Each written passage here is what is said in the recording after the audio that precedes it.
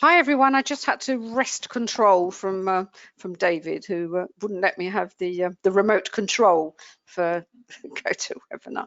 Thank you so much for coming along to this afternoon's webinar, or it is the afternoon here in the UK, and it's really hot. So we're all a little bit sort of, you know, can't keep our eyes open at the moment. A bit like the markets at the moment.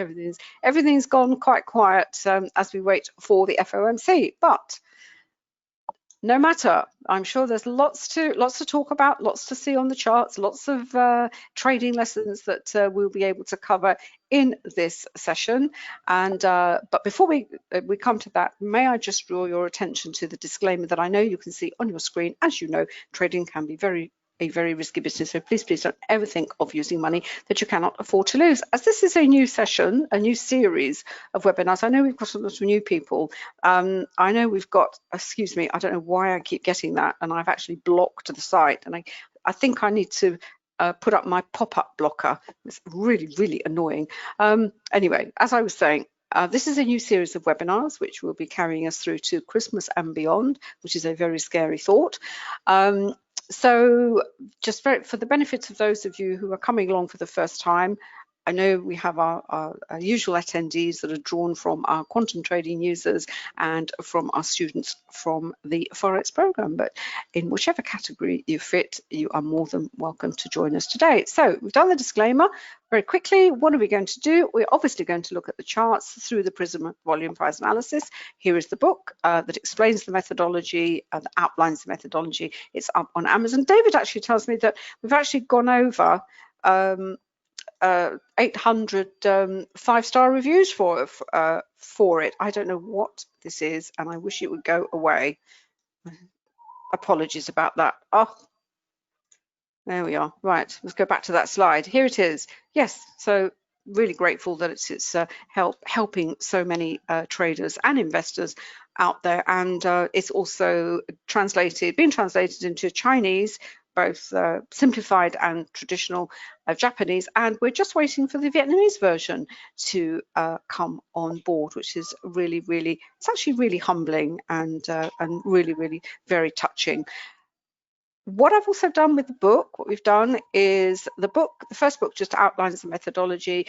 The companion book takes the methodology and presents 200 worked examples. This is the one that really covers stocks, indices and commodities, and there is also a Forex market equivalent. So that's all I want to say on that, because obviously the best way to see this is on the charts themselves. And I have been sitting here patiently looking at the YM, and I am so pleased because, as you can see, I've got the 4-minute chart. Oops, that meant to be the 10-minute chart. 10-minute chart, come, 10-minute chart. Because not only did it have has it got a fantastic VPA lesson on a reversal, but it also has the volume point of control, which is something I talked about in more detail in this morning's session, in the sense that part of the volume price analysis methodology is there's obviously price action and volume, clearly, but it's much more than that. It's support and resistance, and it's support and resistance based on price, but it's also support and resistance based on volume, and then we have candles and candle patterns, and we've got time, not just the time frame that you are looking to trade, but multiple time frames to really help you pick up those technical signals. And what you're looking for with multiple time frames is you're looking for a number of things, one of which is you're looking for what I call a confluence of confirmation signals. So because what you want to try and do as a trader is you want to build as much confidence as possible, because this business there's only one the people who run this business, their aim is to take your money and leave you with nothing. It's a zero-sum game. You are trading obviously you are trading your views or your analysis of the chart, but you're also trading against the institutions, the market makers, and what they want is they want to take your money. So there's all sorts of fake signals out there, which VPA will pick up. And as I said, there was a classic one on the YM. Now, generally speaking, what is happening with the indices, very quickly, I'll bring them over from this other browser that I have here. And as you know, today there's only one main event, and that is the FOMC, which is later evening our time. And generally markets have been holding up. They were certainly much brighter this morning. There was a bit of a sell-off at the open, the usual volatility, the usual chicanery and trickery. The Nasdaq is certainly lower, and it's interesting to see the YM kind of leading the pack today, which is quite unusual. I mentioned it last week. Investing.com, you can pick up all the markets charts for practically everything. You don't have to pay for it. So if you put together your little, your dashboard of what you like to have in background to help you with not so much the technical signals, but to give you a view into what is the sentiment of the market. And obviously you want to look at what if you're not trading indices, you want to see what the indices are doing. And if you are trading an index, you actually want to see what the sister indices are doing as well. And clearly you also need to know what the volatility indicators are doing. We've got the VIX up here, but as I mentioned last time around, there are volatility indices for both the Nasdaq and the Dow Jones. The Dow Jones ones looks absolutely horrible. The market, when they talk about volatility index, they just tend to refer to the VIX. The VIX is like the benchmark, if you like. What else about volatility? Just very quickly, one of my emails that came through from someone actually in the Forex market, because we want what traders try and sort of figure out in the period leading up to the FOMC. Well, what are they going to expect from the Federal Reserve? What's Jerome going to be saying? Is he likely to be saying something that is going to cause a lot of volatility? And one of the indices that certainly institution traders and prop traders use is they look at what the volatility is on currencies, and apparently it's been very low. Overnight volatility is not particularly high, so the expectation is, well, he's really not going to say anything earth-shattering. He's probably just going to maybe what's he going to say? Well, he's already said that there's going to be low rates for years, as it were. And what's really scary is this is the last meeting before the election. Oh my goodness, it's really coming at us like an express train. And the feeling is, though, there's really not going to be a big surprise, but we still have to consider it. There still has been a fundamental news. The general news is based on retail sales. Those of you who've picked it up on your news feed, not fantastic. Everything just seems to be slowing down. The virus is still out there. Unemployment is still very high. The only thing I would say about the Fed is, of their mandate, of which price stability and employment are the two pillars, if you like, they are really, really, everything they're doing, whatever you think about what they're doing in terms of your political stance, your economists, it's like a religion, economics. They fall into different religious camps, as they were. Some will say what the Fed is doing and all the central banks is absolutely terrible, and others saying they're not doing enough of it. But at the end of the day, there are real people at the end of these decisions, and there are people without jobs and without perhaps no prospect of a job. So, give the guy a break. What is he supposed to do? Anyway, off my soapbox at the moment. What do I want to say about the YM? This is the 10-minute chart. It's a shame, really, because the volume point of control, when I began looking at it, was here, at this point here. And the volume point of control, what it does, it gives a structure to the chart based on price price and volume over time. It's the length of time a market, or in this case an index, stays within a certain range. Now what it also does is you'll notice that the outer regions, limits of this of the volume point of control, that's the volume point of control itself, which is this yellow hatch line. And then moving away from it, we have these areas of what we call high volume nodes and low volume nodes. And a high volume node is built because the price stays in that region for a over a longer period of time, and the period over which it stays the longest becomes the volume point of control. And it's very clear, it gives the structure in as much that it's when a market is moving sideways. So we have had a move. In fact, this is the open here at 2:30. We had it actually, there was a break, but it was really volatile. And looking at the faster time frames, you would say, well, do you want to join that? The only way you could, there's one way you can use the VPOC, and that is to do using limit orders. So if it's in at this area, sometimes called fair value, you know where it is. It's either going to go one way or the other. If you're a fan of limit orders, that's what you can do. You can say, okay, if it reaches this point, I will put a limit order in. But since the 2:30, this area here has now become the price has transacted for longer, so therefore the VPOC has moved lower. What it also does, it also gives you the look of the, once it starts to move away, it can also act as support or resistance, as I said, but this is support resistance based on price volume over time. It's the best way that I can describe it. What I'm also seeing here is that actually the range of the YM is actually quite narrow, and we can see this if we go to the daily chart.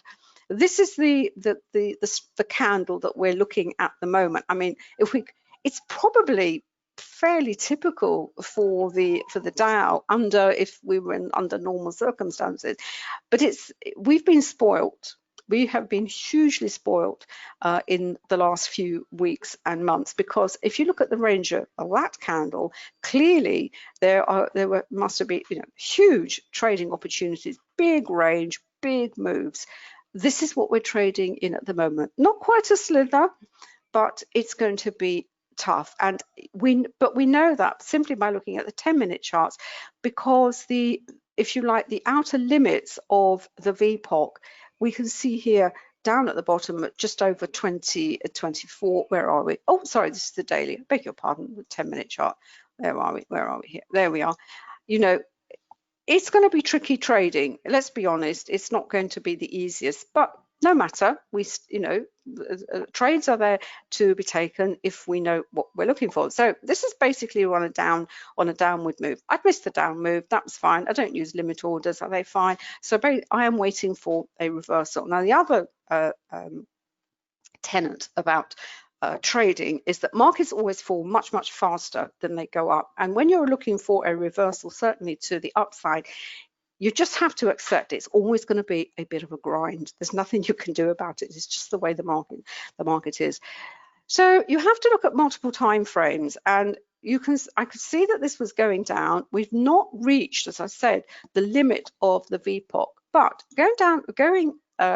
moving to the faster chart of the 4-minute for the YM, this is clearly this is the move lower. This is the inrush of volume that we have at the open. What's interesting is while the candles were falling, you can see the price is desperately trying to rise. There's buying coming in here. Forget the volume. There's a lot of volume under there. There's also volatility. But when candles with wicks to the bottom, we know there are buyers stepping up, stepping in. But I can imagine they keep getting chopped. So all the shorts there, that's it, chopped off at the knees. Then it goes down further with volatility, goes straight back into the spread of the candle. What happens? It goes bang all the way down. Then we have another volatility, another wick to the bottom. Oh, great. And this is the danger with going off one signal. I saw that and I thought, oh, that's nice. I can see the buying, but you know, you can't go off one candle. This one came in, it's within the spread of the candle, so the volatility candle, but you know, there's you know, certainly buying under there because by virtue of the wick to the candle. But by this time, a lot of traders are thinking, you know, I've tried to go long and I've been stopped out. I've tried to go long and I've been stopped out. Maybe it's actually going to go lower. And they think, okay, and there's a kind of almost a mass switch of the mind, if you like. And you can, and because if I were a market maker, this is how I would see it. I think, great, I've sucked all of the ones that think that we're going to go long. I'm actually going to go short. And, you know, and it does go. Now, how do we know that in fact there is a reversal? Is still a potential setting up? Well, it's this candle here, because you can see that the spread of this candle is also going to wick to the top of the candle. But look at the volume.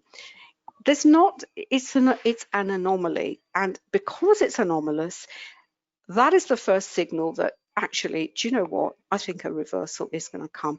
And where it actually came off was what I call the outer limit of the volume point of control, and it did actually. And this is the long trade that I've been looking at since. It's not an easy trade. I'll be happy to admit it's not massive. You know, there are quite well spread candles. That's up there. That's gone up. Volume falls back. That is a pullback. But again, if we benchmark that candle with that candle, okay, it's not quite as big as that one, but the volume is less. So if we are going to get a reversal, it's not going to go very far. And in fact, that's what happens. And it goes bang into the volume point of control. It's kind of rising. Then you have these two candles. You've got wicks to the bottom of the candles again, but because you're kind of in, you know, you're already in this uptrend, you know, you think, well, okay, hopefully it will carry on higher. Going back to the 10-minute chart, as we see here, what have we got? Well, we did actually end up with this hammer candle, but because it wasn't quite at this support level here based on the volume point of control, what the faster chart will do, it will give you that potential entry. And when you use it in conjunction with seeing an anomaly and, you know, something from the VPA methodology, that is the confidence that I am speaking about.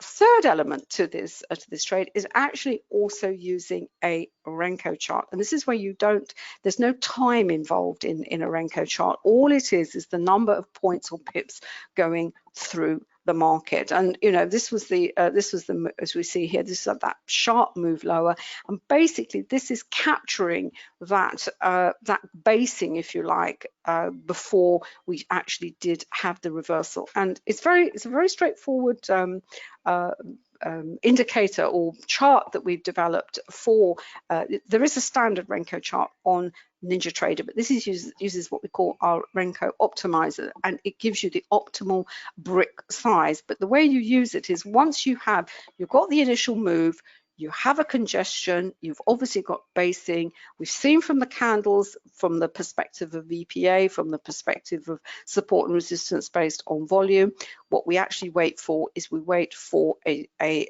consistency between a change of trend dot to bright blue and also the trend monitor. But as we can see, it's a grind, but we expect that because of the FOMC later on. We're in a narrow spread candle on the daily chart. We will then continue to look at the levels. This is generated from the accumulation and distribution indicator, and you'll see it's dynamic. They change all the time because it's based on a certain look back period, and obviously as that changes, so the levels will change accordingly. And what I've actually added on here is also our Camarilla indicator, which gives the kind of hierarchy to these levels. And it's interesting that we are at a level. This is the R3. Often you do get a reversal from the R3, so maybe this actually little move higher, which was signaled on the 4-minute chart by this really nice VPA lesson, is actually coming to a point of not just pause, but maybe reversal. And on the 10-minute chart, we're back at the VPOC, so the chances are we may be going sideways anyway. Now, if this had carried on further, where would it be heading to? Well, I would certainly be looking at up here at 2808 is again the farthest region level from the VPOC, ideally up to the R4, which is again another important level for based on the Camarilla protocol. Right. I hope that has helped you a little bit on using multiple timeframes. Clearly, we've developed our own indicators really to support the methodology using multiple timeframes, spotting those anomalies, using the trend dots, the trend monitor on the Renko. The Camarilla will give you potential targets. But what I don't really like about this at the moment is, being stuck at one of these levels because we are trading in quite a narrow range. So let's see if we do get a reversal or possibly a continuation of the trend. And a continuation of the trend, we will look at, here we are, let's have a look. Let's see the continuation of the trend. Let's have a look, let's see whether if that is actually, it's really looking again the opposite of what we looked at below here. We need to see the volume fall on the down candles. It's really very, very straightforward. If you've got any questions, just pop them into the chat box. I'm happy to answer them either on anything I've said or what David says or anything about the indicators.